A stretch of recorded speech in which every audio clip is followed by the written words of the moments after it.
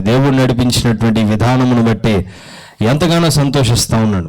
అయితే ఒక ఏమంటారు, ఈ ఒక ఊర్లో, పల్లెటూరు అని అనొచ్చా, కొద్దిగా అనొచ్చా, పల్లెటూరు ఈ యొక్క ప్రాంతంలో మరి దేవుడు ఈ యొక్క సభలు ఏర్పాటు చేయడం చాలా సంతోషం. అయితే ఒకటండి, పల్లెటూరు ఎంతైనా బాగుంటుందండి.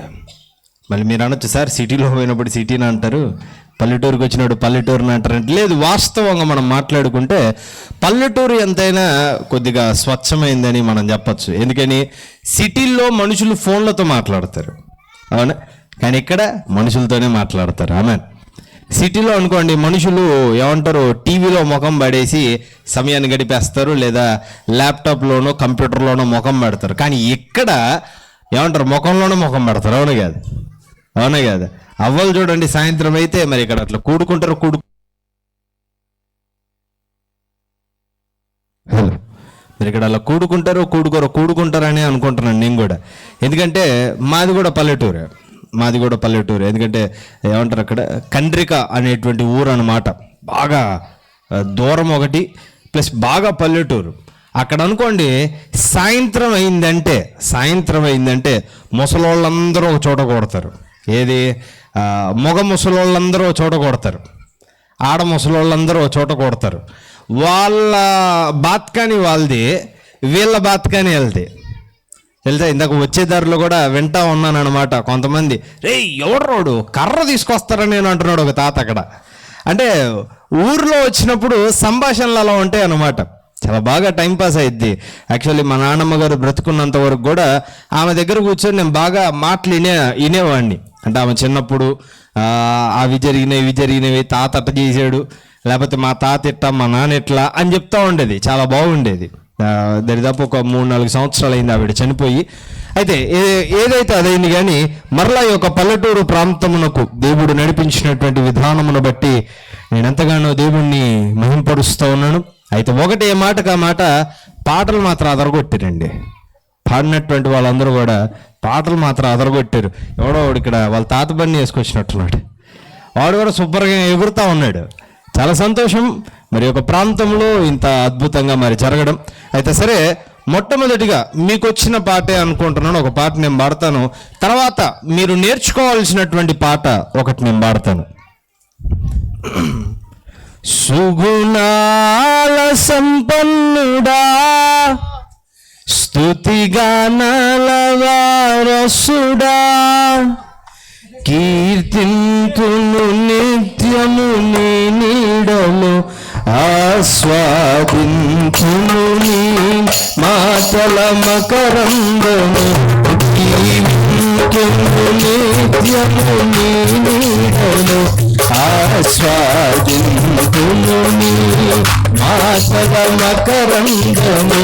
సుగుణాల సంపన్నుడా, స్తుతిగానాల వారసుడా, కీర్తింపడాలి నిత్యము నీ నీడలు, ఆస్వాదింతును నీ మాటల మకరందము, కీర్తింతును నిత్యము నీ నీడలు, ఆస్వాదింతును నీ మాటల మకరందము. సుగుణాల సంపన్నుడా,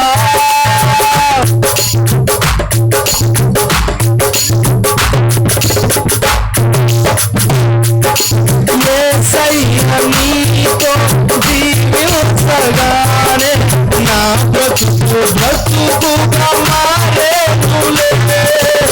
యేసయ్య నీతో జీవించగానే నా బ్రతుకుగా మారేనులే. నాట్యమాడేను నా అంతరంగము, ఇది రక్షణానంద భాగ్యము.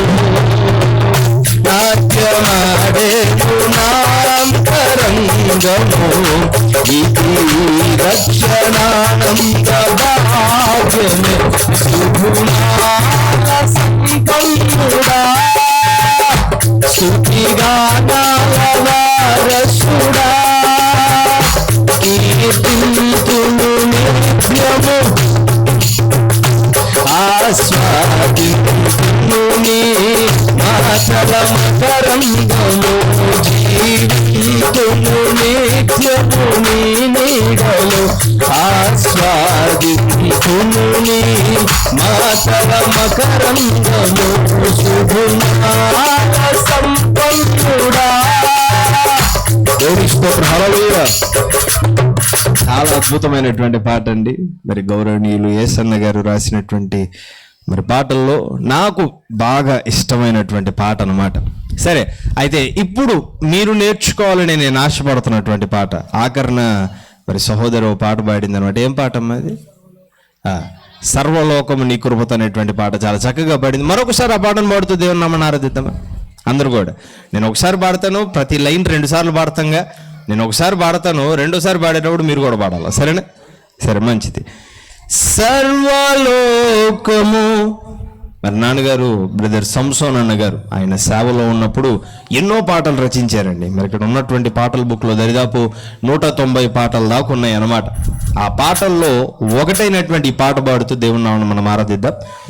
సర్వలోకము నీ కృపతో నిండి ఉన్నది, సత్యస్వరూపుడా సర్వాధికారి, సత్యస్వరూపుడా సర్వాధికారి, నీవే నారద సారథివి, నీవే నారద సారథివి, రథ సారథి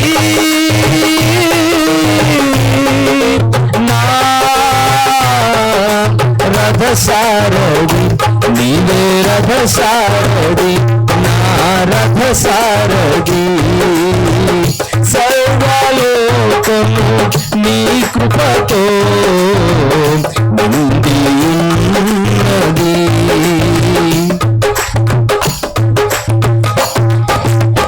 పగటి వేళ మేఘ స్తంభమై, రాత్రి వేళ అగ్ని స్తంభమై, పగటి వేళ మేఘ స్తంభమై, రాత్రి వేళ అగ్ని స్తంభమై, ఎర్ర సముద్రమును చీల్చితివి, ఎర్ర సముద్రమును చీల్చితివి, వాగ్దాన దేశములో చేర్చితివి, వాగ్దాన దేశములో చేర్చితివి. సర్వలోకము నీ కృపతో నిండి ఉన్నది.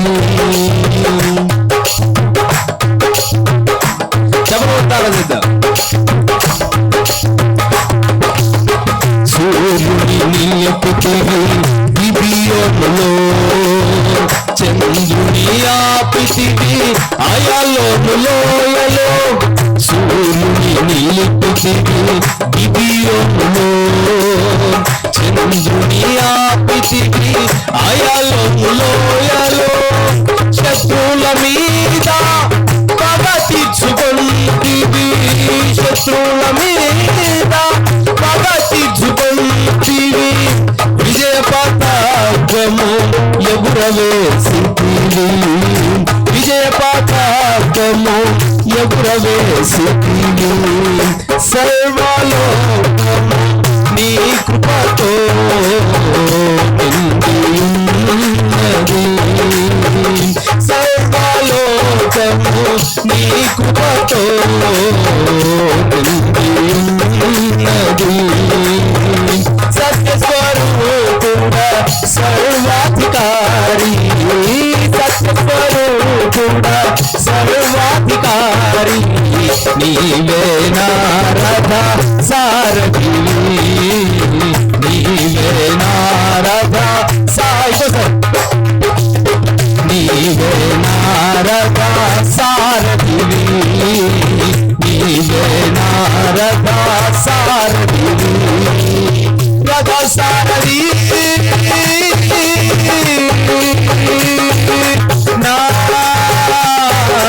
రథ సారథి, నీవే రథ సారథి, నా రథ సారథి, సర్వలోకము నీ కృపతో నిండి ఉన్నది, సర్వలోకము నీ కృపతో నిండి ఉన్నది.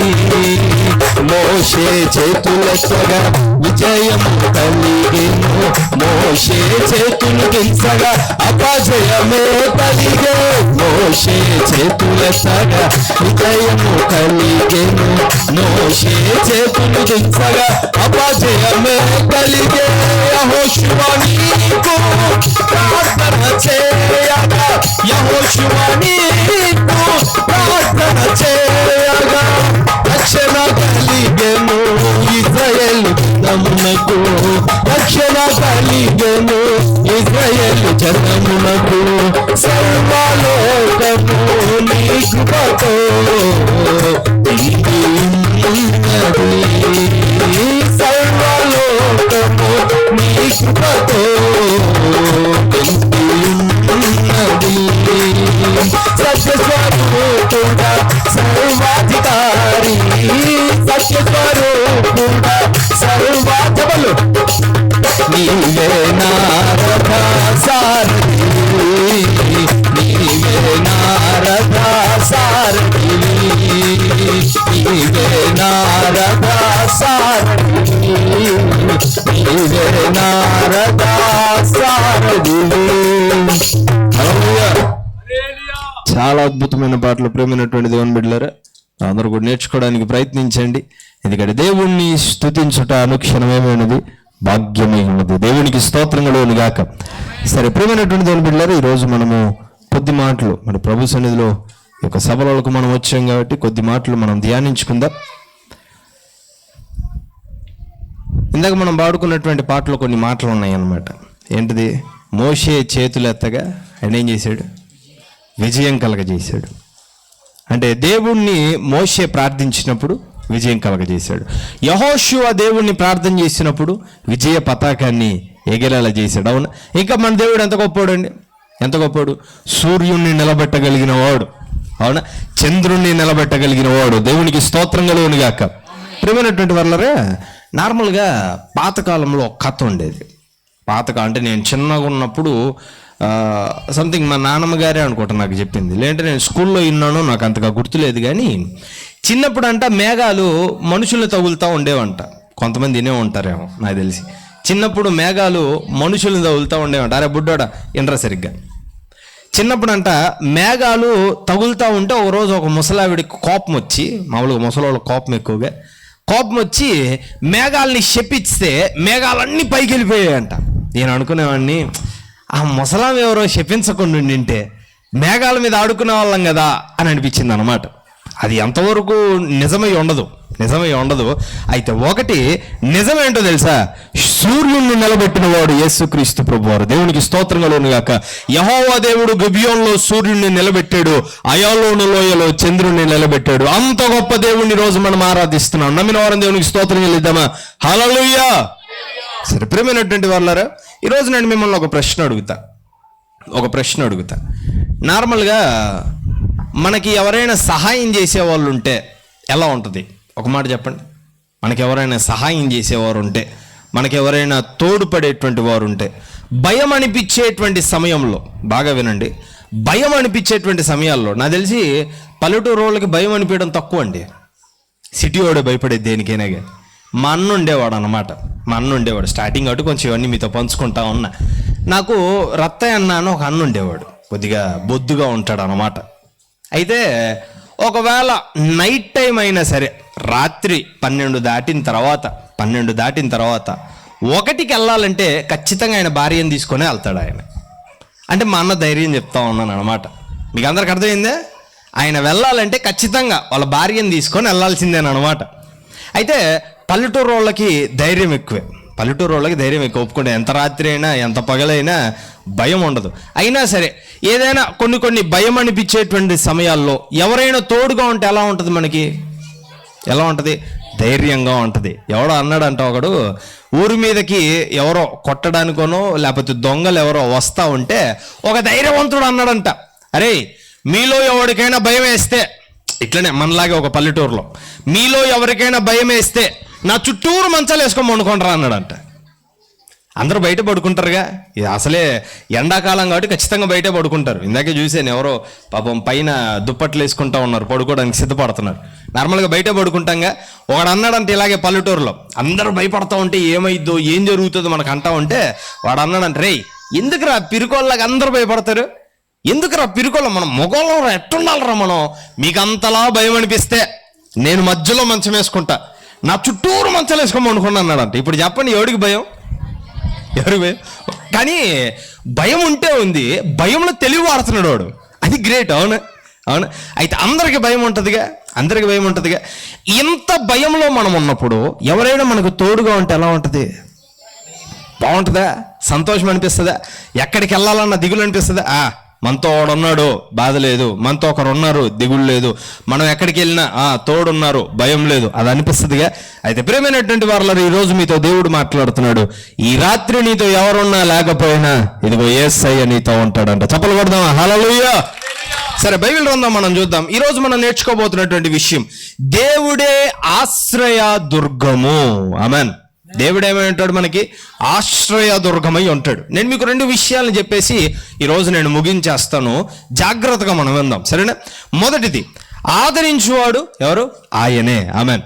అయితే దావీదు మహాభక్తుడు బైబిల్ గ్రంథంలో ఒక మాట మాట్లాడతాడు. ఆయన దావీదు మహాభక్తుడు. తెలుసా? ఎంతమంది తెలుసు దావీదు గారు? తెలుసా? సండే స్కూల్ పాటలు కూడా ఉంటాయి. ఇక్కడ సండే స్కూల్ జరుగుద్దా? మీరు పోతారా? పోం, మనం పోము. మంచి పని. వెళ్తారా? మంచిది, ఖచ్చితంగా పోండి సండే స్కూల్కి. అర్థమైంది? సండే స్కూల్లో ఒక పాట ఉంటుంది, దావీదు గొలియాతు ఒడిసెలతో కొట్టాను. అవును, ఆ దావీదు గారు అనమాట. ఆయన పెరిగి పెద్దవాడి రాజు అవుతాడు. రాజు అయినప్పుడు ఆయన ఎన్నో విషయాలు, దేవునితో ఆయన గడిపినటువంటి సమయాలు, దేవునితో ఆయన గడిపినటువంటి విషయాలు, ఎన్నో విషయాలను ఆయన లేఖనాల్లో రాస్తూ వచ్చాడు. కీర్తనల గ్రంథంలో దావీదు గారు రాసినటువంటి మాటలు ఎన్నో ఉంటాయి. అయితే ఆ మాటల్లో ఒక మాట దావీదు గారు రాస్తున్నాడు. ఒకసారి చూడండి, కీర్తనల గ్రంథము 73వ అధ్యాయము 26వ వచనం. కీర్తనల గ్రంథము 73వ అధ్యాయము 26వ వచనం. నా శరీరము నా హృదయము క్షీణించిపోయినను దేవుడు నిత్యము నా హృదయమునకు ఆశ్రయ దుర్గమును స్వాస్థ్యమునై ఉన్నాడు. ఆమేన్. దావీదు మాట్లాడుతున్న మాట. ఆయన ఏమంటున్నాడో ఒకసారి నేను చదువుతాను, శ్రద్ధగా వినండి. నా శరీరము నా హృదయము క్షీణించిపోయినను. క్షీణించిపోవడం అంటే తెలుసుగా? క్షీణించిపోవడం అంటే తెలియదా? క్షీణించిపోవడం అంటే మీకు కొద్దిగా అర్థమయ్యే విధానంలో చెప్తా, ఖచ్చితంగా అదే అని కాదు. కూరగాయలు మనం ఒక వారం 10 రోజులు పెట్టామనుకో, ఏమైతే అవి కుళ్ళిపోతాయి. అలాంటిదే క్షీణించిపోవడం అంటే. కొంతమంది దిగులుతో, దిగులుతో ఏం అలా అయిపోతున్నావు అని అంటారే, దిగులు పెట్టుకుంటారు. కొంతమంది పెద్దలు ఉన్నారు ఇక్కడ, ఒక ముసలావిడ తలూపుతా ఉంది పాపం. అంటే ఏమైందంటే ఏదో ఒక బాధ, పిల్లలు చూడకనో, లేకపోతే కోడలు చూడకనో, లేకపోతే కూతుర్లు సరిగ్గా ఏదో ఒక మాట అనడం వల్ల దిగులు ఎక్కువైపోయి, లేదా ఇంట్లో ఎవడైనా సరిగ్గా ఏమంటారు, చిన్న కుమారుడు పెద్ద కుమారుడు చెడు తిళ్ళు తిరుగుతున్నాడు అనుకో, ఆ తల్లికి తండ్రికి ఎలా ఉంటది? దిగులు ఎక్కువైపోద్ది. దిగులు వల్ల ఏమవుతారు? కృంగిపోయి కొంతమంది మంచాన కూడా పడతారు. అది క్షీణించిపోవడం అంటే. మీకు అర్థమైందా? ఇప్పుడు దావీదు అంటున్నాడు ఇక్కడ, నా శరీరము నా హృదయము క్షీణించిపోయినను దేవుడు నిత్యము నా హృదయమునకు ఆశ్రయ దుర్గమును స్వాస్థ్యమునై ఉన్నాడు. దేవునికి స్తోత్రములు గాక. కీర్తనకారుడు ఏది కూడా రాయాలి అని చెప్పి రాయట్లా. ఆయన ఏదో ఊరక రాసేద్దాం, మాట ఏదో బాగుంది అని రాయట్లా. ఆయన దావీదు మహాభక్తుడికి తన శరీరము క్షీణించేటువంటి పరిస్థితి, తన హృదయము దిగులుతో బాధతో వేదనతో క్షీణించేటువంటి పరిస్థితి వచ్చినప్పుడు ఆయన యెహోవా వైపుగా తిరిగినప్పుడు ఆయన మాట్లాడుతున్నాడు. దావీదు, ఇదిగో నా హృదయం క్షీణించిపోయింది, నా శరీరం క్షీణించిపోయింది, అయినా ఏమంటున్నాడు అక్కడ ఆయన? నా హృదయమునకు ఆశ్రయ దుర్గము. దావీదు గారి హృదయానికి ఎవరు ఆశ్రయదుర్గంగా ఉన్నారంట? యెహోవా దేవుడు. క్షీణించిపోతున్న దావీదు హృదయానికి, అలిసిపోతున్న దావీదు హృదయానికి, వేదనతో నిండిపోయిన దావీదు హృదయానికి ఆశ్రయదుర్గముగా ఉన్నాడు. దేవునికి స్తోత్రములు గాక. ఆశ్రయదుర్గము అని అంటే ఏమంటారంటే, మనకి బాగా వర్షం పడుతుంది, ఉండడానికి చోటు లేదు, ఎవరో ఒకరు అమ్మ వచ్చి మా ఇంట్లో ఉండు, లేకపోతే వచ్చి మా ఇంట్లో ఉండయ్యా అని ఆ వర్షం తగ్గేదాకా షెల్టర్ ఇచ్చారనుకో, అంటే ఆ వర్షం తగ్గేదాకా ఉండడానికి స్థావరం ఇచ్చారనుకో, దాన్ని ఏమంటారు? ఆశ్రయం అని అంటారు. ఈ పేరుతో చాలా ఉంటాయి అన్నమాట. అనాథాశ్రమం అని, వృద్ధాశ్రమం అని ఎంతా ఉంటారుగా. ఆశ్రయం. అయితే యెహోవా దేవుడు మన హృదయానికి ఆశ్రయదుర్గమై ఉన్నాడు. ఆమేన్. ఇది బాగా వినండి. యెహోవా దేవుడు మన హృదయానికి ఆశ్రయదుర్గమై ఉన్నాడు. ఇప్పుడు మిమ్మల్ని ఒక ప్రశ్న అడుగుతా, హృదయానికి ఆశ్రయదుర్గం కావాలన్నా శరీరానికి ఆశ్రయదుర్గం కావాలన్నా? ఎందుకు అంటే అది లోపల ఉంటుంది, కొంచెం విలువైంది అంటారు కాబట్టి దానికైతే బాగుంటుందేమో. హృదయానికి ఆశ్రయదుర్గం కావాలన్నా శరీరానికి ఆశ్రయదుర్గం కావాలన్నా అంటే నేను మొట్టమొదటిగా హృదయానికి అనే చెప్తాను. ఆమేన్. ఎందుకంటే ఈ శరీరానికి ఎవడైనా ఆశ్రయం ఇస్తాడు, అవునా? ఏ చెట్టు కింద పోయి అయినా తలదాచుకోవచ్చు, లేకపోతే ఏదో ఒక చోట్లో ఉండైనా తలదాచుకోవచ్చు, అవునా? ఎంతమంది లేరండి ఒక తడికేసుకొని ఎండచాటును దాక్కునే వాళ్ళు, అవునా కదా? అయితే హృదయానికి ఆశ్రయదుర్గం కావాలి. Do you know why? ఎందుకో తెలుసా? ఒక మనిషి దిగులుతో ఉన్నాడు అంటే దిగులు ఎక్కడ మొదలైంది? హృదయంలో మొదలైద్ది, అవునా? ఒక వ్యక్తి భయపడుతున్నాడు అంటే భయం ఎక్కడ మొదలైద్ది? హృదయంలో మొదలైద్ది, అవునా? ఒకవేళ ఏడ్చే వాళ్ళు ఎవరైనా ఉన్నారా? ఏడ్చిన సందర్భాలు ఎవరికైనా ఉన్నాయా? పెద్దమ్మా, ఏడ్చిన సందర్భాలు ఉన్నాయా?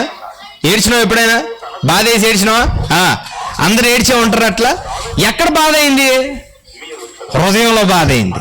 కొంతమంది అప్పుల బాధలు ఎక్కువైనప్పుడు, లేదా వేసిన పంట సరిగ్గా పండనప్పుడు అన్నం తినరు. ఆ రోజు ఏంటయ్యా అన్నం తినట్లేదు, ఏంటవ్వ అన్నం తినట్లేదు అంటే అంటారు, మనసు బాగాలేదయ్యా అని అంటారు. అంటే మీకు అర్థమైందా?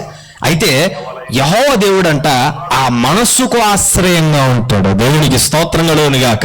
ఈ మనస్సులో దిగులు ఉండకుండా, ఈ మనస్సులో బెదరు వచ్చినప్పుడు, ఈ మనస్సులో ఇబ్బంది వచ్చినప్పుడు, ఈ మనస్సులో అలజడి వచ్చినప్పుడు, ఈ మనస్సులో భయం వచ్చినప్పుడు యెహోవా దేవుడు అంట ఆ మనస్సుకు ఏమై ఉంటాడు? ఆశ్రయం ఇచ్చే దుర్గముగా ఉంటాడు. హల్లెలూయా. అయితే దావీదు గారు అదే అంటున్నాడు, ఇదిగో నా హృదయము క్షీణించిపోయినా, నా శరీరము క్షీణించిపోయినా యెహోవా దేవుడు నా హృదయమునకు ఆశ్రయ దుర్గముగా ఉన్నాడు. ఆమేన్. ఈరోజు నేను మీకు ఒకటే చెప్తున్నానండి, ఈ యొక్క గ్రామంలో ఉన్నటువంటి వారందరికీ, ఈ యొక్క చోటు ఉన్నటువంటి వారి దగ్గర, లేదా ఈ మైకు శబ్దము ఎంతమంది అయితే వింటున్నారో, ఈరోజు బహుశా మేడల మీద నుంచి వినేటువంటి వాళ్ళు ఉన్నారు, ఇళ్లలో నుంచి వినేటువంటి వారు ఉన్నారు, లేదా ఇక్కడ మీరు కూర్చొని వింటున్నారు. గుర్తుపెట్టుకోండి, నీ మనసులో ఎటువంటి బాధ ఉన్నా, నీ మనసులో ఎటువంటి దిగులు ఉన్నా, ఈరోజు నీ మనసులో ఎటువంటి ఆలోచన కలిగి, ఎటువంటి భయము కలిగి నీవు ఉన్నా, అది నీ కుటుంబ సమస్యలై ఉండొచ్చు, అది నీ యొక్క సంతాన సమస్యలై ఉండొచ్చు, అది నీ యొక్క వ్యాపార సమస్యలై ఉండొచ్చు, అనారోగ్య సమస్యలై ఉండొచ్చు. ఇదిగో యేసయ్య అంటున్నాడు, ఒక్క దావీదుకే కాదు, ఈరోజు నీ హృదయానికి కూడా దేవుడు ఆశ్రయంగా ఉంటాడంట. దేవునికి స్తోత్రం కలుగును గాక. ఈరోజు నీ హృదయానికి కూడా దేవుడు కాపుదలగా ఉంటాడు. అది తెలుసా? నువ్వు చేయాల్సిన పని ఒకటేనండి, దావీదు వలె దేవునికి లోబడి ఉండాలి. ఆమేన్. దావీదు వలె ప్రతి విషయంలో దేవుణ్ణి ఆనుకునేదానిగా ఉండాలి.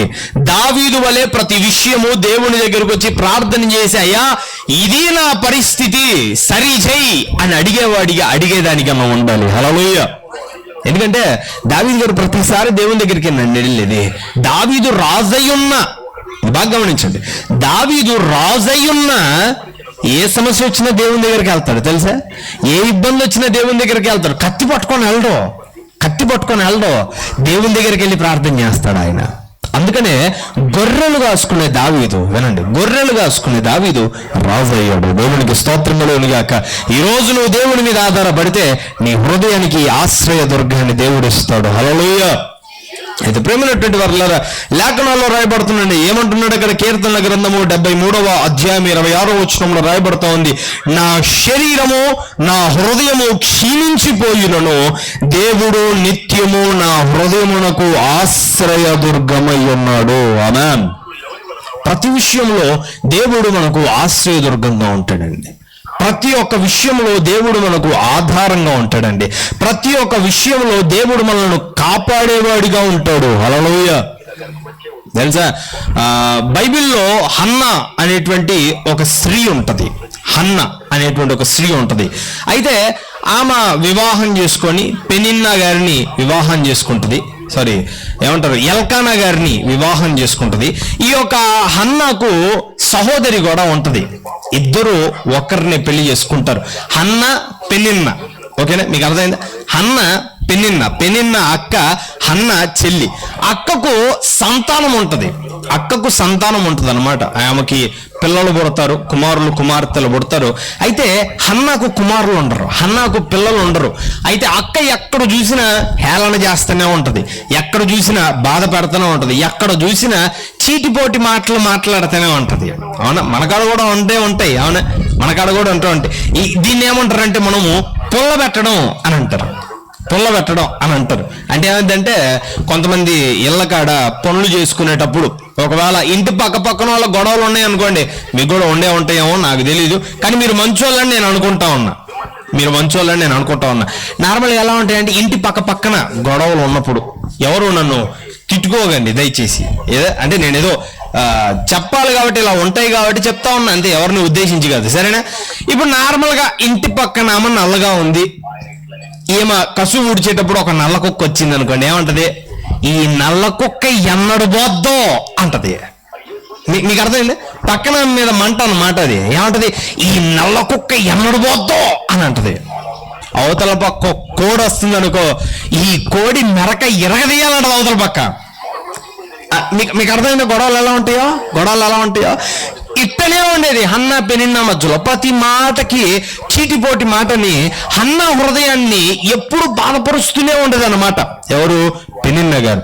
అయితే హన్నాకు బాగా బాధేసి, బాగా ఏడుపు వచ్చి, అరే సంతానం లేకుండా చేసాడేంటి యెహోవా దేవుడు, నాకు సంతానం ఇవ్వచ్చుగా, నా అక్కకు సంతానం ఇచ్చాడే, నాకు ఇవ్వలేదే అని హృదయం వేదనతో నిండిపోయి ఆ రోజు ఆమె భోజనం కూడా చేయదు. ఏం చేస్తుందంటే, మందిరంలోకి వెళ్ళి మందిరంలో మోకరించి యెహోవా దేవుని సన్నిధిలో ప్రార్థన చేస్తుంది. హల్లెలూయా! యెహోవా దేవుని సన్నిధిలో ప్రార్థన చేసేటప్పుడు ఎంతలా ప్రార్థన చేస్తుందో తెలుసా? ఎంతలా ప్రార్థన చేస్తుంది అంటే, ఏలీ అనేటువంటి యాజకుడు ఉంటాడు ఆ మందిరంలో. ఆయన ఏమంటాడు తెలుసా? ఆమె ప్రార్థనలో లీనమైపోయి కొన్ని గంటలు ప్రార్థన చేసిందేమో మనకు తెలీదు. ఎలా అంటే, శరీరంలో బలము లేక ఊగుతా ఉంటది. అప్పుడు ఏలీ అంటాడు, అమ్మా మత్తురాలవై ఉన్నావా అని అంటే, ఆమె ఏలీతో అంటది అన్నమాట, అయ్యా నేను మత్తురాల్ని కాలా, నాకు కలిగిన వేదనను బట్టి నేను దేవునికి ప్రార్థన చేస్తున్నాను అంటది. హల్లెలూయా! తెలుసా? ఆమె దేవుని సన్నిధిలోకి వెళ్ళి ప్రార్థన చేసినప్పుడు, భారమైన హృదయముతో దేవుని సన్నిధిలోకి వెళ్ళి ప్రార్థన చేసినప్పుడు, వేదనకరమైన హృదయముతో దేవుని సన్నిధిలోకి వెళ్ళి ప్రార్థన చేసినప్పుడు, ఏలీ ద్వారా దేవుడే అంటాడు తెలుసా? ఇదిగో వచ్చే ఈ సంవత్సరానికి నీకు చక్కటి కుమారుని దేవుడు ఇస్తాడు. హల్లెలూయా! బైబిల్ గ్రంథంలో సమూయేలు అనేటువంటి పేరు ఎంతమంది అన్నారు? సమూయేలు పేరున్నారా? ఈ హన్నా కుమారుడు ఆ ప్రవక్త అయిన సమూయేలు. దేవునికి స్తోత్రం కలుగును గాక. చక్కటి కుమారుని దేవుడిచ్చాడు, ప్రవక్తను దేవుడిచ్చాడు. తెలుసా? ఆ క్షణం నుంచి హన్నాను బాధపరిచిన వాడు లేడు. ఆమేన్. హన్నాను వేదన పరిచిన వాడు లేడు. ఎందుకో చెప్పనా? హన్నా హృదయానికి దేవుడు ఆశ్రయదుర్గంగా ఉన్నాడు. ఆమేన్. హన్నా హృదయానికి దేవుడు ఆశ్రయదుర్గంగా ఉన్నాడు. తెలుసా?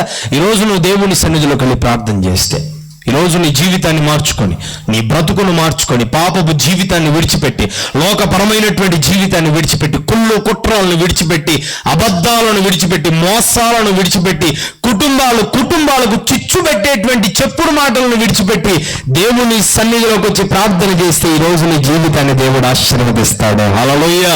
ఈరోజు నీ జీవితాన్ని దేవుడు దీవిస్తాడు. ఈరోజు నీ జీవితాన్ని దేవుడు అభివృద్ధి చేస్తాడు.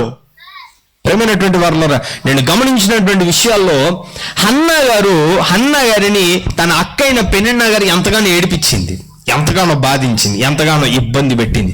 అయితే తెలుసా, తన పెనిన్నా గారి పిల్లల పేర్లు అంతగా బయటికి రాలేదు, కానీ ఏడవబడినటువంటి, అవమానపరచబడినటువంటి హన్నా కుమారుడి పేరు బయటకు వచ్చింది. ఈరోజు తెలుసా, మనము పక్కన వాళ్ళ మీద చెప్పుడు మాటలు చెప్పేటప్పుడు, పక్కన వాళ్ళ కుటుంబాల్లో చిచ్చు పెట్టేటప్పుడు, లేదా ఒక ఇద్దరు స్నేహితుల గొడవలు పెట్టేటప్పుడు, లేదా ఒకరిని హేళన చేసి మాట్లాడేటప్పుడు కొన్నిసార్లు ఏమనిపిస్తుంది అంటే మనం గొప్ప వాళ్ళం అనిపిస్తుంది. అవునా? మనం ఏదో ఓల్డ్ రికార్డ్ సాధించామనం అని అనిపిస్తుంది. నేను ఈరోజు ఏదో ఘనకార్యం చేశాను అని అనిపిస్తుంది. ఆ రోజండి చెప్పుడు మాటలు చెప్పే వాళ్ళకి కడుపు బుర్రం అంటారు. వాళ్ళకి అది తగ్గాలంటే ఏదో కొంపకాలు స్విచ్ పెట్టాలి ఆ రోజు. అవునా? ఒక ఇద్దరి గొడవలు పెట్టేసి, ఒక ముగ్గురి గొడవ పెట్టేసి, ఒక కొంప కొల్లేరు చేసి ఆ రోజు తృప్తిగా ఉంటారు. కానీ గుర్తుపెట్టుకో, దేవుడు చూచేవాడు. ఆమేన్. నీవు ఇంటికి స్విచ్ పెడితే ఆయన నీకే స్విచ్ పెడతాడేమో. అవునా? నీవు ఇద్దరి మధ్యలో గొడవలు పెడితే వారి జీవితాన్ని పతనం చేసి నువ్వేం సుఖంగా ఉండేదిలా. అవునా? నువ్వేం సంతోషంగా ఉండేదిలా. బైబిల్లో దేవుడు ఏమంటాడు తెలుసా? నువ్వు ఏం విత్తుతే అదే కోసుకుంటావు. నువ్వు ఇద్దరి మధ్యలో గొడవలు ఇచ్చావు అనుకో, నీకు వచ్చే పంట ఏంది? అదే వస్తుంది. ఇక్కడ అందరికి వ్యవసాయము ఇవన్నీ పొలాలు అలవాటేగా. మనం ద్రాక్ష పండ్లు వేసామనుకోండి, మామిడి పండ్లు వస్తాయా? పోనీ మామిడి పండ్లు వేసామండి, ఖర్జూర పండ్లు వస్తాయా? ఏదేస్తే అదే వచ్చేది. మనము కుళ్ళేసామనుకో, కుళ్ళే వస్తుంది. మనం ఇంకోటి ఏదైనా చెడేసామనుకో, చెడే వస్తుంది. ప్రియమైనటువంటి దేవుని బిడ్డలారా, గుర్తుపెట్టుకోండి, ఏదైనా సరే దేవుని సన్నిధిలోకి వచ్చి ప్రార్థన చేస్తే ఆశీర్వాదమునిచ్చే దేవుడు ఆయన. ఆమేన్. అయితే ఇక్కడ చూడండి, దావీదు గారు మాట్లాడుతూ ఉన్నారు. లేఖనాలు ఏమంటున్నాడు? నా శరీరము నా హృదయము, కీర్తనల గ్రంథం 23:26 ఆయన అంటున్నాడు, నా శరీరము నా హృదయము క్షీణించిపోయినను దేవుడు నిత్యము నా హృదయమునకు ఆశ్రయ దుర్గమును స్వాస్థ్యమునై ఉన్నాడు. హృదయం క్షీణించిపోయిన, శరీరము క్షీణించిపోయిన, లేదా బాధలు నీ జీవితంలో ఉన్న, ఇబ్బందులు నీ జీవితంలో ఉన్న, గుర్తుపెట్టుకోండి, నీ సంతోషాన్ని ఎవరు తీసుకోలేరంటే ఎప్పుడు?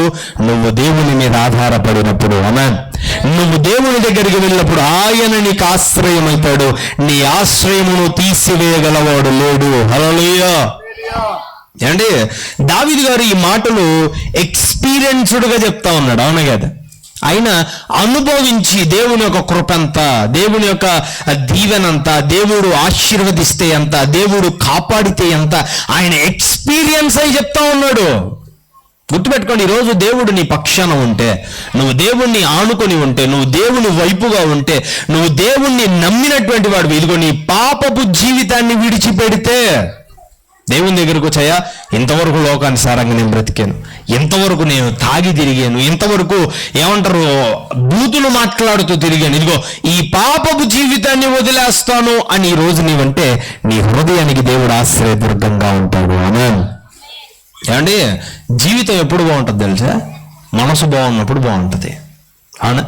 నార్మల్గా డబ్బుంటే చాలండి అని అనుకుంటా ఉంటాం, ఆస్తిపాస్తులుంటే చాలండి అని అనుకుంటా ఉంటాం, అంతస్తులుంటే చాలండి అని మనం అనుకుంటా ఉంటాం. కానీ మీకు విషయం చెప్పనా, ఎన్నున్నా హృదయంలో మనశ్శాంతి లేకపోతే తినడానికి పళ్ళెం నిండా బాగున్నా నోట్లో ఒక ముద్ద కూడా పోదు. ఎంతమంది ఒప్పుకుంటారు నాతో ఈ మాటకి? అవునా? ఒప్పుకుంటారా? మంచిది, దేవునికి స్తోత్రం కలుగును గాక. ఎంతైనా ఉండని భోజనం, ఆ రోజు మాంసం ఉండని, ఆ రోజు పంచభక్ష పరమాణ్యాలు అంటారు, రాజులు తింటారంటే పంచభక్ష పరమాణ్యాలు ఉన్నా సరే మనసులో ప్రశాంతత లేదంటే అన్నం నోట్లోకి వెళ్ళదు. అవునా?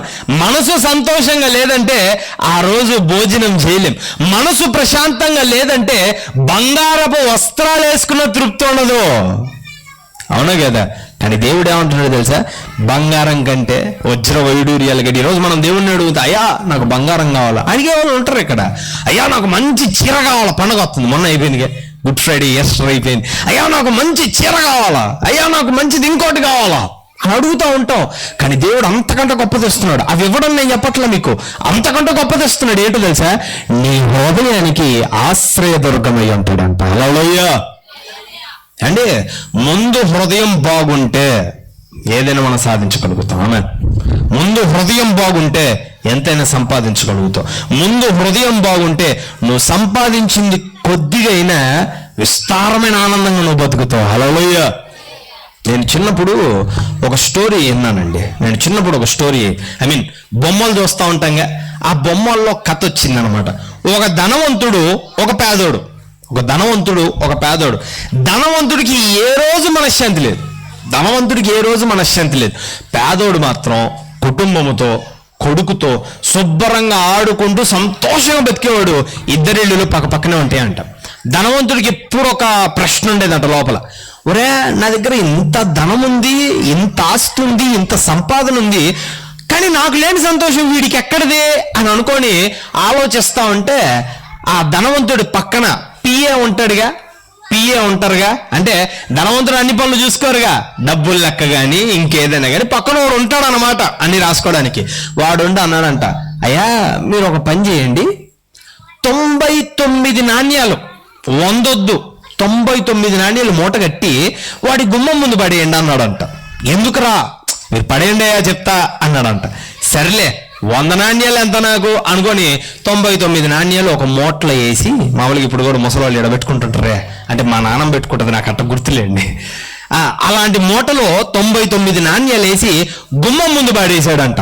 ఉదయాన్నే ఆ పేదోడు డోర్ తిరిగిగానే గుమ్మం ముందు ఉంది, లెక్క పెట్టుకున్నాడు, 99 ఉంది, ఇంకా అరే ఇంకొకటి ఉంటే బాగుండే మొదలైంది. ఇంక మళ్ళీ లెక్క పెట్టుకున్నాడు 99 ఉన్నాయి, మళ్ళీ లెక్క పెట్టుకున్నాడు. ఇంకేం చేశాడు తెలుసా, వాళ్ళు మెల్లగా మనశ్శాంతి కరువైంది. ఇంకేంటి, ఇంకొక నాణ్యం సంపాదించాలి, ఆ నాణ్యం అయిపోయింది. ఇంకొక నాణ్యం సంపాదించాలి, మనసుకు ప్రశాంతత లేదు, కష్టం వచ్చేసింది జీవితాల్లోకి. గుర్తుపెట్టుకోండి, మనస్సులో ప్రశాంతత లేకపోతే ఎన్నున్నా వ్యర్థమే. అన్నాను. అయితే దేవుడు ఏమంటున్నాడు తెలుసా, ఆ మనస్సుకు ప్రశాంతతనిస్తానంటున్నాడు. హల్లెలూయా. ఈరోజు దావీదు భక్తుడు అంటున్నాడు, ఇదిగో ఆలోచనల ద్వారానో, నలుగురు పెట్టే కష్టాల ద్వారానో, శత్రువుల ద్వారానో, కుటుంబము ద్వారానో, సంతానము ద్వారానో నా శరీరము క్షీణించిపోతుంది, నా హృదయము క్షీణించిపోతుంది, కానీ యెహోవా వల్ల క్షీణించిపోతున్న నా హృదయానికి ఆశ్రయదుర్గము దొరుకుతుంది. ఆమేన్. తెలుసా ప్రియమైనటువంటి వాళ్ళారా, మనుష్యులను నమ్ముకుంటే నీ హృదయం క్షీణించిపోద్ది. మనుష్యులను నమ్ముకుంటే నీవు అనుకుంటున్నటువంటి ఆశలు నిరాశలైపోతాయి. మనుష్యులను నమ్ముకుంటే ఆరోగ్యంగా ఉన్న నీవు అనారోగ్యం పాలవచ్చు. మనుష్యులను నమ్ముకుంటే బాగా సుఖంగా ఉన్న నీవు అప్పుల పాలై శ్రమలు పడవచ్చు. కానీ యేసయ్యను నమ్ముకున్నాడు మాత్రం ఏమున్నా లేకపోయినా సంతోషంగా ఉంటాడు. ఆమేన్. ఏమున్నా లేకపోయినా ఆనందంగానే ఉంటాడు. ఎందుకంటే లేఖనాలు ఎక్కడ చూడండి, ఒకడు గెలిచాడంటే అది యెహోవా దేవుడు ఉన్నందుకే, ఒకడు ఓడిపోయాడంటే వాడు దేవుడిని విసర్జించినందుకే. నీకు అర్థమవుతుందా? ఒకడు గెలిచాడంటే దేవుడు ఉన్నందుకే, ఒకడు ఓడిపోయాడంటే దేవుడు లేనందుకే. ఈరోజు గెలవాలి నేను, ఈరోజు సంతోషంగా ఉండాలి నేనంటే నీకెవరు కావాలి? యేసుక్రీస్తు ప్రభు వారు కావాలి. దేవునికి స్తోత్రం కలుగును గాక. అందుకే దావీదు గారు అంటున్నాడు, ఇదిగో నా హృదయం బాగుండడానికి మనుషులు వద్దు, నాకు యెహోవా ఆశ్రయదుర్గంగా ఉన్నాడు. నా జీవితం బాగుండడానికి మనుషులు, ధనాలు, ఆస్తులు, అంతస్తులు కాదు నాకు సంతోషాన్ని ఇచ్చింది, లేకపోతే రాత్రి తాగే మందు కాదు నాకు సంతోషాన్ని ఇచ్చింది, ఉదయాన్నే నలుగురు మధ్యలో స్టైల్ గా కొట్టే దమ్ము కాదు నాకు సంతోషాన్ని ఇచ్చింది, యెహోవా దేవుడు నాకు సంతోషాన్ని ఇచ్చాడు. దేవునికి స్తోత్రం కలుగును గాక. ప్రియమైనటువంటి వాళ్ళారా, బైబిల్ గ్రంథంలో 12 సంవత్సరాలు రక్తస్రావ రోగం కలిగిన స్త్రీ ఉండేది. రక్తస్రావ రోగం అంటే తెలుసా మీకు? 12 సంవత్సరాలు, ఒక రోజు 2 రోజులు కాదు, 12 సంవత్సరాల నుంచి ఆమె శరీరంలో నుంచి రక్తం బయటికి కారుతూనే ఉంటుంది. ఎవరు ఆమె దగ్గర రానివ్వరు, ఎవరు ఆమెను ముట్టుకోరు. ఆమె వచ్చిందంటే అపవిత్రం అని అంటారు. అయితే ఎన్ని సంవత్సరాలు ఉందో తెలుసామా? 12 సంవత్సరాలు ఉంది రక్తస్రావ రోగం కలిగి. ఆమెకి ఎక్కడ ఆశ్రయం లేదు, ఎక్కడ సంతోషం లేదు, ఏ వైద్యుడు బాగు చేయలేకపోయాడు.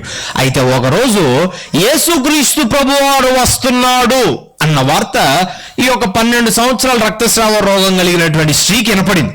ఆమె ఏమనుకుంది తెలుసా? యేసుక్రీస్తు ప్రభువారి చెంగు ముట్టుకుంటే నేను బాగవుతానని నమ్మింది. యేసుక్రీస్తు ప్రభు వారి చెంగు ముట్టుకుంటే నేను బాగవుతానని నమ్మింది. తెలుసా, అందరూ గుమిగూడారండి. యేసుక్రీస్తు ప్రభు వచ్చినప్పుడు అందరూ గుమిగూడారు, అందరూ యేసుక్రీస్తు ప్రభు దగ్గరకు వస్తున్నారు. అయితే ఎప్పుడైతే వాళ్ళ మధ్యలో నుంచి వెళ్ళి ఆయన చెంగు ముట్టుకుందో ఆమె స్వస్థపడింది. ఆమేన్. తెలుసా, అన్ని సంవత్సరాలు ఆమెకు మనశ్శాంతి లేదు.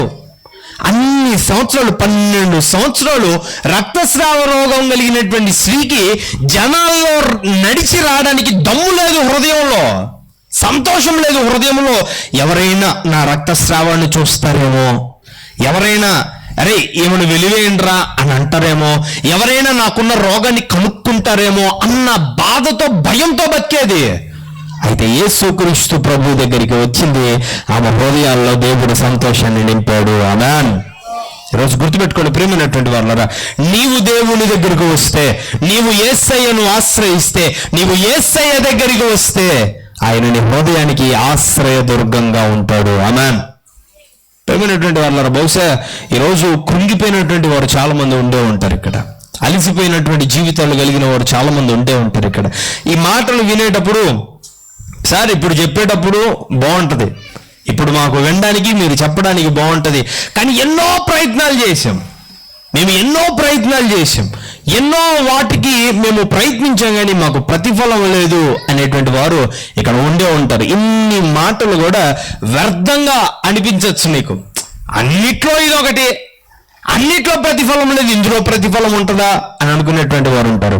కానీ నమ్మండి ప్రేమైనటువంటి వాళ్ళరా, అన్ని ఉప్పు అంటదంట. ఒక మాట, ఉప్పు తెలుసా, ఒక సామెత ఉంటుంది, ఉప్పు అన్నేసి చూడు నన్నేసి చూడు అంటదంట.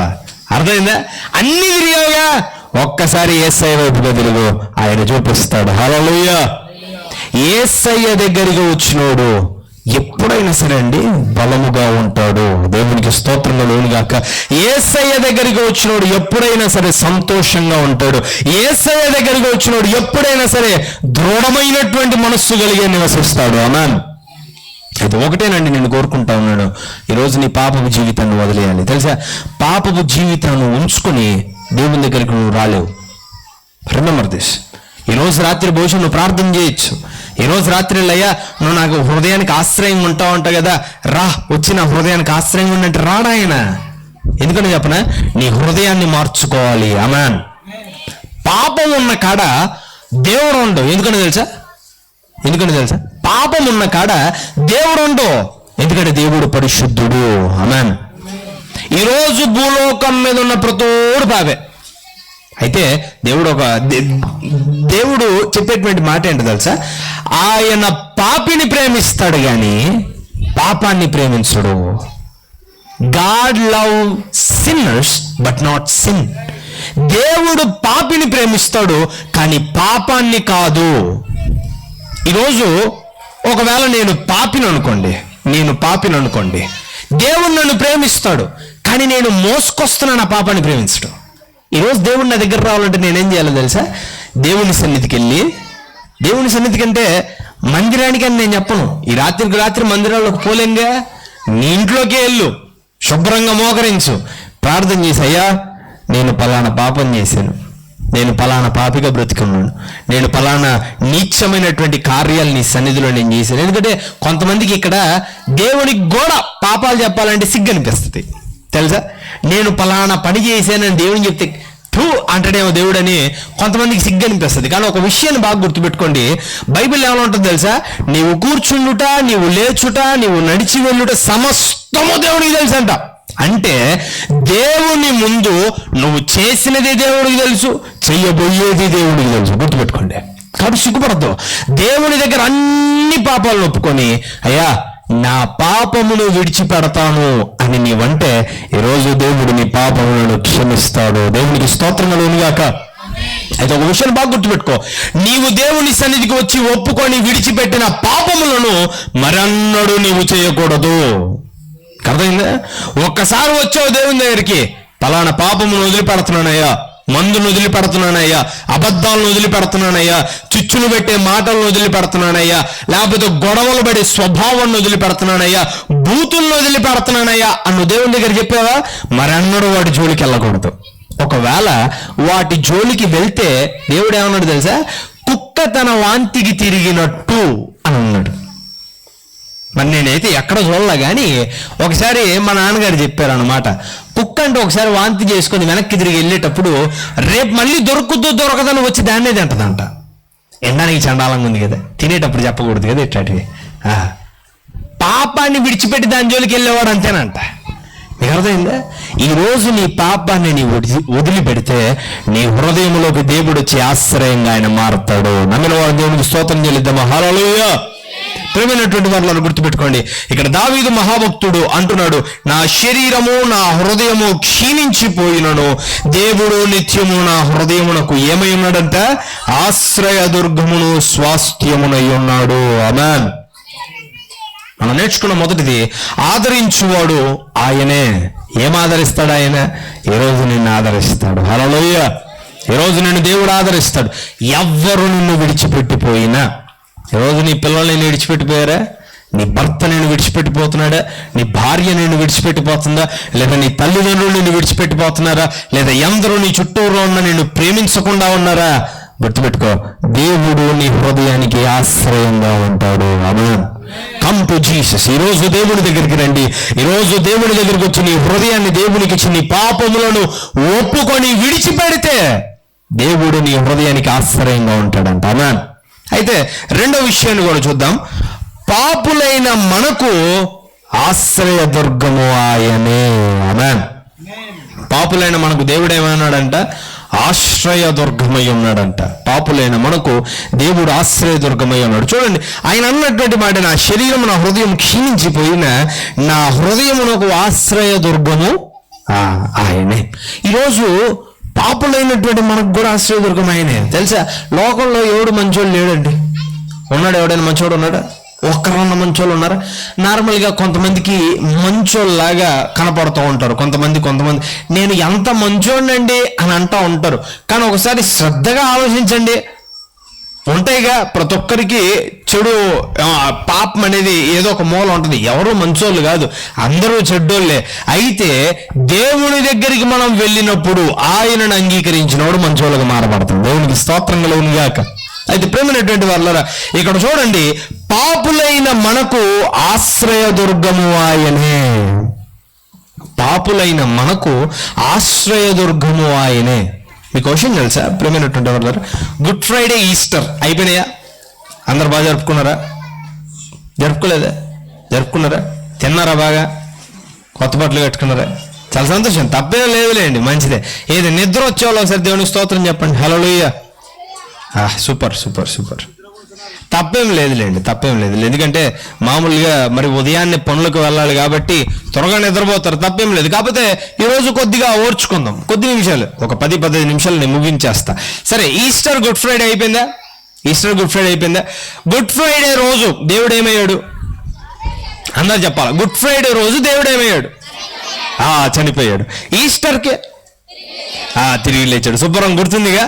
సరే, గుడ్ ఫ్రైడే రోజు యేసుక్రీస్తు ప్రభువారు మన కొరకు చనిపోయిన రోజు. అవునా? ఎందుకు చనిపోయాడు తెలుసా? ఆయన మనలో ఉన్న పాపాలను తుడిచివేయడానికి. అవునా? మనలో ఉన్న చెడుతనమును తుడిచివేయడానికి, ఆయన పరిశుద్ధతను మనకివ్వడానికి, ఆయన యథార్థతను మనకివ్వడానికి. ఇంకొక చక్కటి మాట ఏంటో తెలుసా? ఆయన పరిశుద్ధతను, ఆయన యథార్థతను మనకిచ్చి నరకానికి వెళ్ళేటువంటి మనలను పరలోక రాజ్యానికి తీసుకెళ్ళడానికి చనిపోయాడు. దేవునికి స్తోత్రం కలుగునుగాక. మీకు అర్థమైంది మాట? నరకానికి వెళ్ళేటువంటి మనలను, నరకం అంటే 2 నిప్పులేసి పొయ్యి పెట్టరండి, అది ఘోరంగా ఉంటుంది. మీకు అర్థమైంది? ఘోరంగా ఉంటుంది. నరకము ఎంత ఘోరంగా ఉంటుందో ఊహించుకోవడానికి ఒక చిన్న మాట చెప్తాం. అవుట్ ఆఫ్ లైన్ నరకం ఎంత ఘోరంగా ఉంటుందో ఊహించుకోవడానికి ఒక చిన్న మాట చెప్తాం. అందరి దగ్గర మొబైల్ ఫోన్స్ ఉన్నాయా? మొబైల్ ఫోన్స్ ఉన్నాయి. ఎవడో పిల్లోడు అరుస్తున్నాడయ్యా, ఉన్నాయని. మంచి పని. మొబైల్ ఫోన్స్ ఉన్నాయా? ఉన్నాయా? ఈ మొబైల్ ఫోన్స్లో మనము అమెరికా చూసినప్పుడు, లేదా ఆస్ట్రేలియా చూసినప్పుడు, లేదా జర్మనీ చూసినప్పుడు, వాటిల్లో కొన్ని టూరిస్ట్ ప్లేస్లు ఉంటాయి. అంటే హైకింగ్స్కి వెళ్తారు. మౌంట్ ఎవరెస్ట్ అని, ఇంకొన్ని హైకింగ్లకి, పిక్నిక్లకి వెళ్ళే ప్లేసులు ఉంటాయి. కొంతమంది ఏమంటారు, స్కై డైవింగ్స్ అని దూకుతూ ఉంటారు. కొంతమంది పడవల్లో సముద్రాలు 2-3 కొండల మధ్యలో ప్రయాణిస్తూ ఉంటారు. ఎంత అందంగా ఉంటాయి అవి! అందంగా ఉంటాయో చూడడానికి, సుందరంగా ఉంటాయా? మనము కొన్ని పిక్నిక్లకు వెళ్ళినప్పుడు, లేదా కొన్ని ప్రాంతాలు, నాకు ప్రయాణికి పేర్లు గుర్తురా, అట్లా కొన్ని ప్లేస్లకు వెళ్ళినట్టు, అబ్బా ఏముందిరా, ఇక్కడ నుంచి ఇంటికే పోబుద్ది కావట్లేదు అని అంటూ ఉంటారు. అవునా? అని అంటూ ఉంటారు. మేము ఒకసారి ఊటీకి వెళ్ళినప్పుడు ఆ ప్రాంతం చూస్తే ఇంటికి రాబుద్ది కాల. మొట్టమొదటిసారిగా ఆ ప్రాంతం చూస్తే ఇంటికి రాబుద్ది కాల. మైసూరు కానీ అవన్నీ చూసినప్పుడు అంత అద్భుతంగా ఉంటాయి. నాకు అనిపించింది, ఒక ప్రాంతాన్ని దేవుడు ఇంత అద్భుతంగా తయారు చేయగలిగినప్పుడు నరకాన్ని దేవుడు అంతే వికృతంగా తయారు చేయగలడు. అంటే నేను మైండ్ సెట్ గురించి మాట్లాడుతున్నా. అద్భుతమైన పెయింటింగ్ వేయగలిగినోడు దరిద్రమైన పెయింటింగ్ కూడా వేయగలడు. మీకు అర్థమైందా? చూడగానే ఇక్కడ నుంచి కదల బుద్ధి కావట్లేదురా అన్నంత అందంగా ప్రాంతాలను తయారు చేయగలిగిన వాడు నిలబడితే కాలిపోయేటువంటి నరకాన్ని కూడా తయారు చేయగలడు. మీకు అర్థమైందా? నరకం అనేది ఘోరమైంది ప్రేమైనటువంటి వాళ్ళరా. బైబిల్లో రాయబడి ఉంటుంది, అగ్ని ఆరదు ఆ పురుగు సావదు. ఇది మాత్రం బాగా తెలుసు మనకి.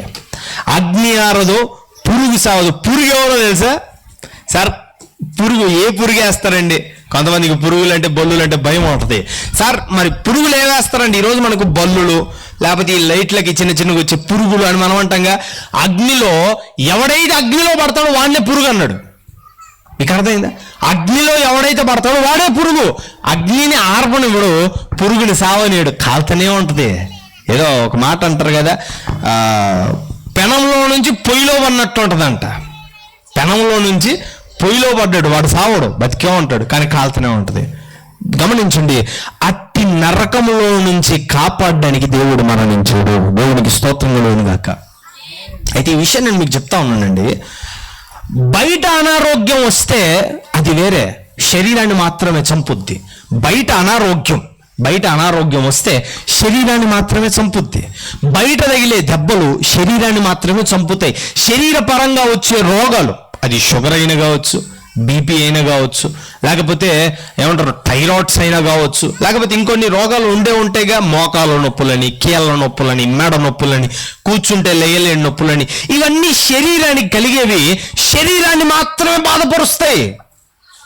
అయితే దేవుడు సిలువలో ఎందుకు మరణించాడు తెలుసా? శరీరానికి కాకుండా అంతరంగంలో ఆత్మకు వచ్చే రోగం ఒకటి ఉంది. ఆత్మకు ఉండేటువంటి రోగం ఏంటి తెలుసా? అది పాపం అనేటువంటి రోగం ఉంటుంది. శరీరానికి వచ్చే రోగం శరీరాన్ని మాత్రమే చంపుద్ది, కానీ ఆత్మకు పాపం అనే రోగం వచ్చిందనుకోండి, యుగాయుగములు మరణం అనే నరకంలో ఉంటాము. గుర్తుపెట్టుకోండి, మరణం అనే నరకంలో ఉంటాం. అపోస్తులైన పౌలు గారు బైబిల్ గ్రంథంలో అంటాడు అనమాట, నరకాన్ని ఆయన రెండవ మరణం అని రాస్తాడు. ఆయన బైబిల్లో నరకాన్ని రెండవ మరణం అని రాస్తాడు. ప్రేమైనటువంటి వాళ్ళు ఈరోజు గుర్తుపెట్టుకోండి, దేవుడు పాపులైన మనకు ఆశ్రయదుర్గంగా ఉన్నాడు. ఎలాగో చెప్పనా? నరకానికి వెళ్ళేటువంటి మనలను కాపాడిన ఆశ్రయదుర్గము దేవుడు. చప్పలు కూడా దేవుడు నామమున ఆరాధిద్దామా? ఈరోజు ఒక వైద్యుడు నీ శరీరాన్ని కాపాడతాడేమో. ఈరోజు ఒక వైద్యుడు లేదా ఒక టాబ్లెట్, ఒక మాత్ర, ఒక బిల్ల అంటారుగా, మా నాన్నమ్మ అంటా ఉంటుంది అనమాట, అరే ఒక బిల్ల ఇవ్వరా అంటా ఉంటుంది ఏదైనా తలనొప్పి వచ్చినప్పుడు, ఏదైనా వచ్చినప్పుడు. ఈరోజు ఒక మాత్ర అనేది నీ శరీరానికి వచ్చిన రోగాన్ని బాగు చేస్తుందేమో, కానీ యేసయ్య తెలుసా నీ ఆత్మకు వచ్చిన రోగాన్ని బాగు చేశాడు. ఆమేన్.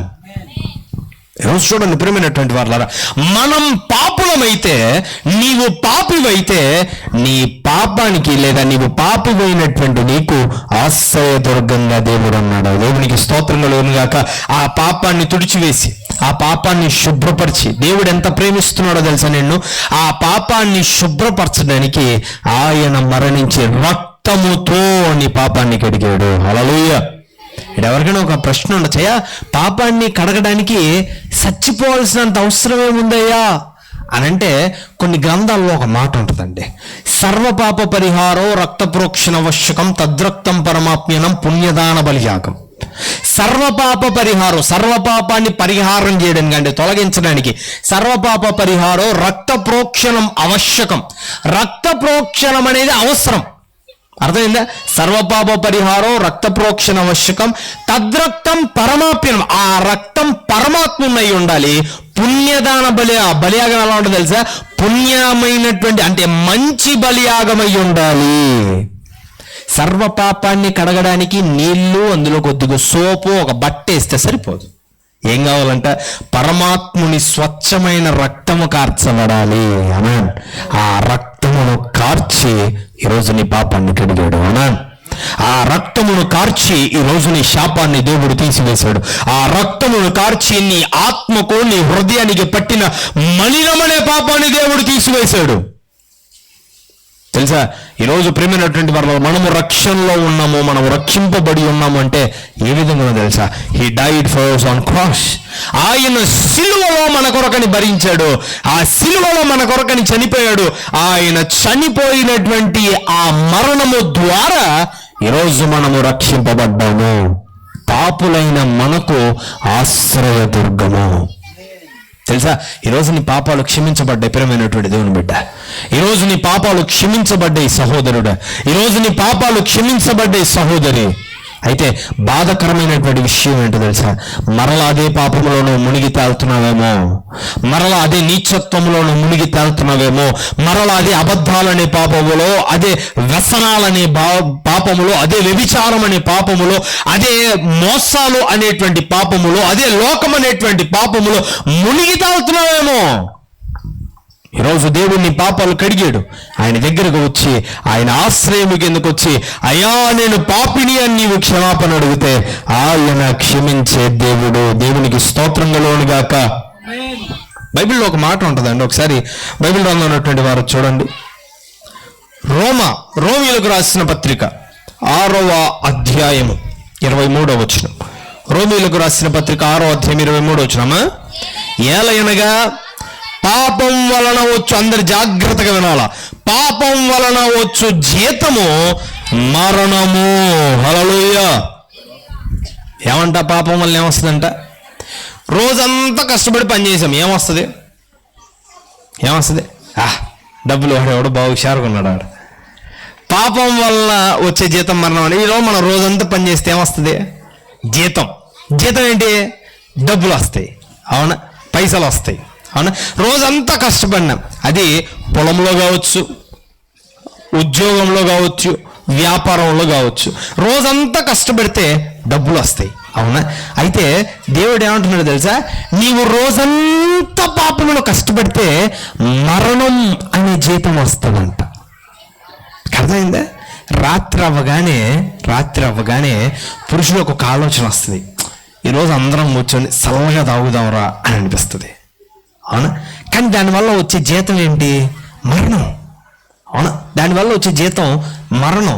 ఈరోజు మనకున్నటువంటి చెడు వ్యసనాలు, కొంతమంది ఏమంటారు పెద్దవాళ్ళు కూడా, అదేదో పాము పొరకు పొగాకు నవ్వులుతూ ఉంటారు. నాకు దాని పేరు అంతగా తెలీదు. ఆకేసి సొన్నం వేసి ఇంకోటి ఏదేదో వేసి నవ్వులుతూ ఉంటారు. చాలా అద్భుతంగా ఉంటుంది నవ్వులుతూ ఉంటే. కానీ దానివల్ల వచ్చేటువంటి జీతం మరణం. లోకపరమైనటువంటి పాపం వల్ల, అది ఏ రకమైనటువంటి పాపమైనా సరే, ఏ విధమైనటువంటి పాపమైనా సరే, దానివల్ల వచ్చే జీతం మరణం. ఒకవేళ ఈరోజు అనొచ్చు, సార్ నాకు 90 సంవత్సరాల ముసలోడిని, 90 సంవత్సరాలు తాగుతూనే ఉన్నా, నేను చనిపోలేదే.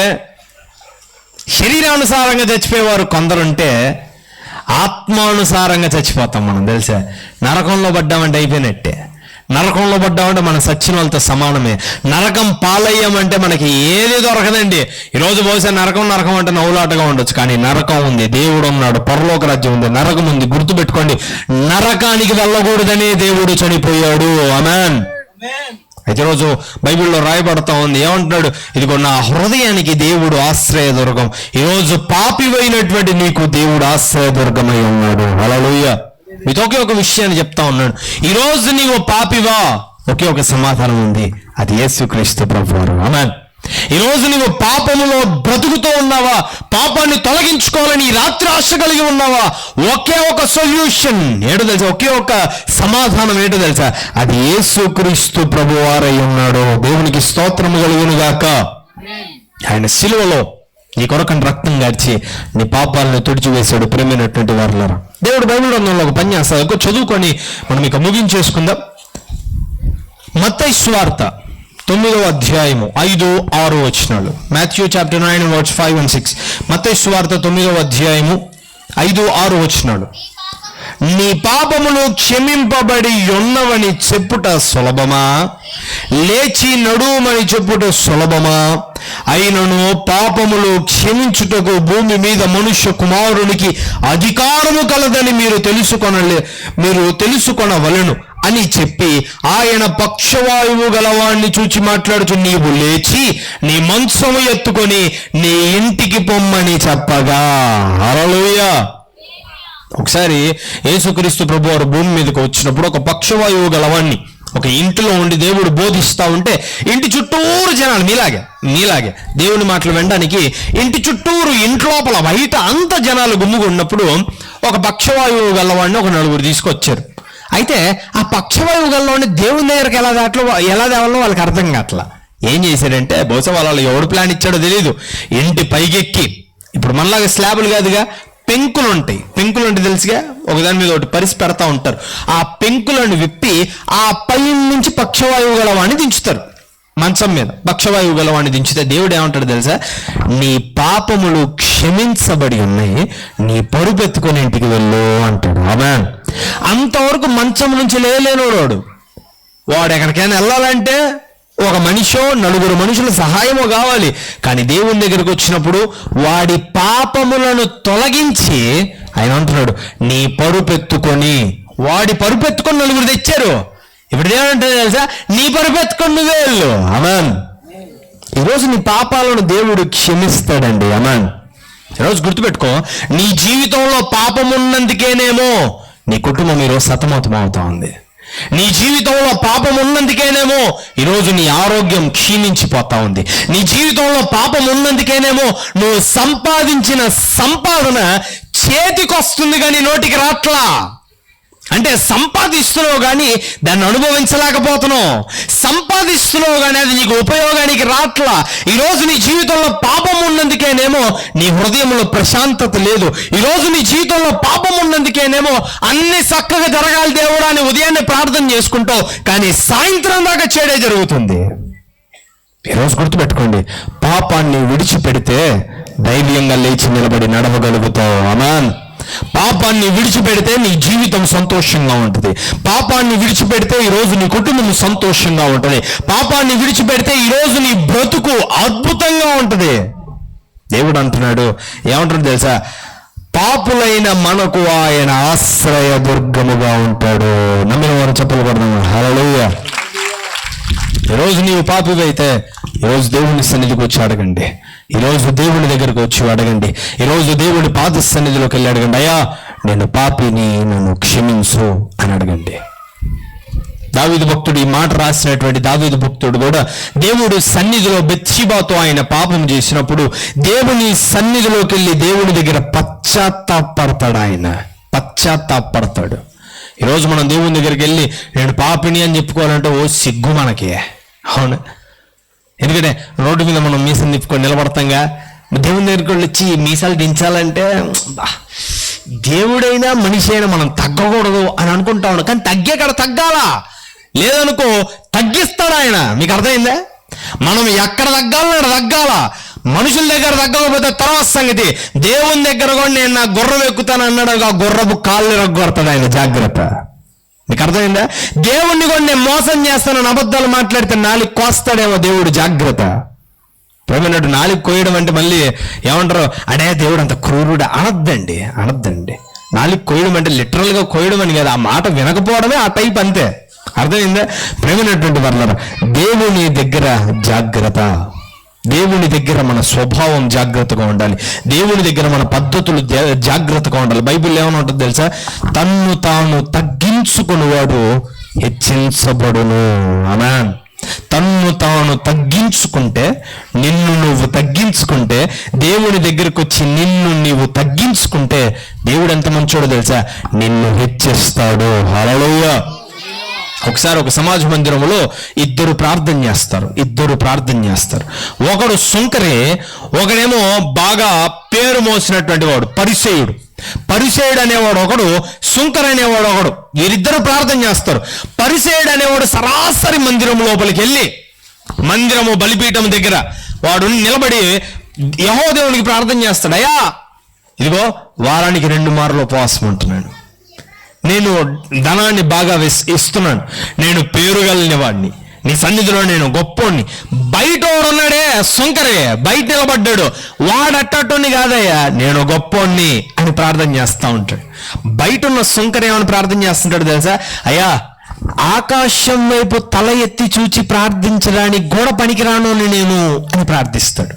హృదయపూర్వకంగా, ఉత్తుత్తి మాటలు కాదు, హృదయపూర్వకంగా ప్రార్థన చేస్తాడు. అయితే యెహోవా దేవుడు బయట నిలబడిన సుంకరి ప్రార్థన అంగీకరించాడు, కానీ లోపల డబ్బా కొట్టుకున్నాడు ప్రార్థన దేవుడు అంగీకరించలా. అంటే ఏంటి? ఎవడు తగ్గించుకుంటే వాడే హెచ్చించబడేది. ఆమేన్. దేవుని దగ్గర నిన్ను నువ్వు తగ్గించుకుంటే సమాజం అంతటి ఎదుట నిన్ను దేవుడు హెచ్చిస్తాడు. ఆమేన్.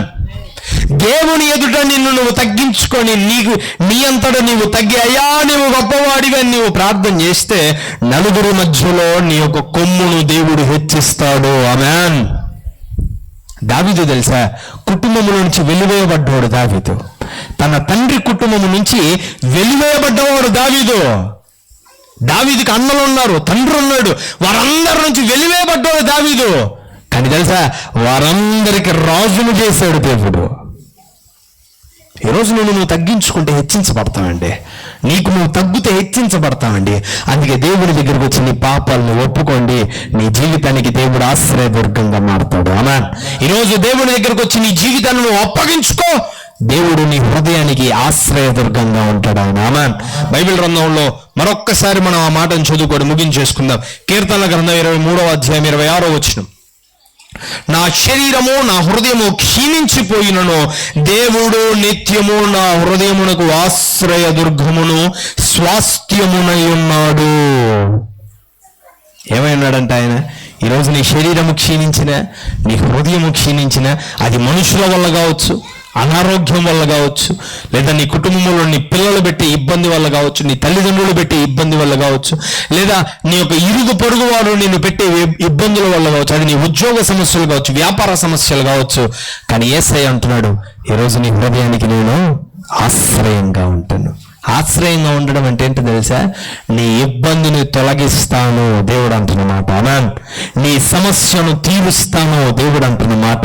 నిన్ను ఏదైతే బాధిస్తుందో, నిన్ను ఏదైతే ఇబ్బంది పడుతుందో, ఏదైతే నీ హృదయాన్ని పిండేస్తుందో దాన్ని తొలగించి నీకు సంతోషాన్ని ఇస్తాను అంటున్నాడు. అదే ఆయన నీ హృదయానికి ఆశ్రయంగా ఉండడం. ఆమేన్. ప్రేమైనటువంటి వాళ్ళ ఆఖరిగా ఈ మాటలు నేను చెప్తా ఉన్నాను. నాన్నగారు బ్రదర్ సంసోన్ అన్నగారు, ఆయన సేవలోకి వచ్చినప్పుడు, ఎంతగా ఇందాక అన్నగారు చెప్పినట్టుగా ఆయన సేవలోకి వచ్చినప్పుడు ఎన్నో కష్టాలు పడ్డారు, ఎన్నో ఇబ్బందులు పడ్డారు, ఎంతో ప్రయాసపడ్డారు. అయితే తెలుసా, వారు దేవుణ్ణి ఎప్పుడు విడిచిపెట్టనందుకు ఈనాడు వారిని దేవుడు ఆశీర్వదించాడు. ఈరోజు నీ హృదయాన్ని దేవుడికి ఇస్తే దేవుడు నిన్ను కూడా ఆశీర్వదిస్తాడు. ఏమీ లేని ప్రాంతం నుంచి ఈరోజు వారిని అన్ని కలిగి ఉన్నటువంటి ప్రాంతానికి మార్చాడు. గొప్ప సంఘంగా అక్కడ హోరేబ్ టెంపుల్ మందిరాన్ని ఆయన నిలబెట్టాడు. గొప్ప మందిరంలో గొప్ప జనాలను దేవుడు నడిపిస్తూ ఉన్నాడు. ప్రేమైనటువంటి వాళ్ళారా, ఈరోజు మీరు కూడా అటువలే ఉండాలి అని నేను కోరుకుంటా ఉన్నాను. మీ హృదయాన్ని దేవునికి ఇవ్వండి, దేవుడు ఆ హృదయానికి ఆశ్రయదుర్గంగా ఉంటాడు. దేవునికి స్తోత్రం కలుగును గాక. ప్రేమైనటువంటి వాళ్ళారా, ప్రతిరోజు దేవునితో స్నేహం చేయండి. ఏ విధంగా దేవుడు నా హృదయానికి ఆశ్రయంగా ఉంటాడయ్యా? ఏం చేస్తే నా హృదయానికి దేవుడు ఆశ్రయంగా ఉంటాడయ్యా? ఈరోజు నీ హృదయాన్ని దేవునికి ఇచ్చి నీ పాపాలను ఒప్పుకొని ప్రతి దినము లేఖనాలను చదవండి. ప్రతి దినము దేవుని యొక్క మాటలను చదవండి. ప్రతి దినము దేవునితో సహవాసం కలిగి ఉండడానికి, ప్రతి దినము ఉన్నటువంటి బోల్డన్ని పనులలో ఒక్క క్షణము సమయాన్ని కేటాయించి దేవుని సన్నిధిలో ప్రార్థన చేయండి. ఇదిగో దేవుడు నీ హృదయానికి ఆశ్రయదుర్గంగా ఉంటాడు. దేవుడు తన యొక్క పరిశుద్ధమైనటువంటి మాటలు